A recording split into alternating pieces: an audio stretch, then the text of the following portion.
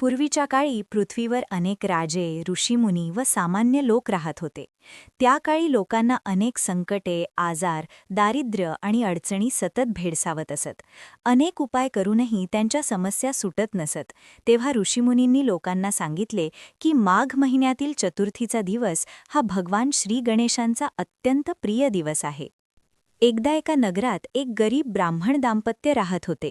ते अत्यंत श्रद्धाळू होते, पण त्यांच्या जीवनात कायम दुःख, कर्ज आणि अपयश होते. त्यांनी अनेक देवांची पूजा केली, पण मनासारखे फळ मिळत नव्हते.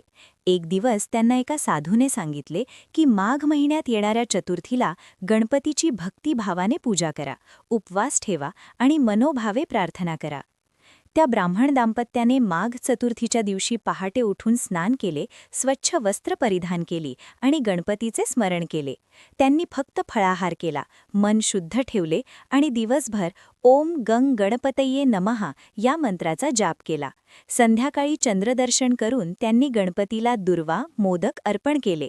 त्या दिवशी भगवान श्री गणेश त्यांच्या भक्तीवर प्रसन्न झाले. काही दिवसांतच त्यांच्या जीवनातील अडचणी दूर होऊ लागल्या. कर्ज फेडले गेले, घरात सुखशांती नांदू लागली आणि त्यांच्या जीवनात समाधान आहे. तेव्हापासून त्या नगरात माघ चतुर्थीचे व्रत श्रद्धेने केले जाऊ लागले. असे मानले जाते की माघ चतुर्थीच्या दिवशी श्रद्धेने केलेली गणेश पूजा, उपवास आणि नामस्मरण यामुळे जीवनातील संकटे दूर होतात, बुद्धी प्रखर होते आणि मनोकामना पूर्ण होतात. म्हणूनच हा दिवस गणपती भक्तांसाठी अत्यंत पवित्र मानला जातो. व्हिडिओ आवडला असल्यास चॅनलला लाईक, शेअर व सबस्क्राईब करायला विसरू नका. धन्यवाद.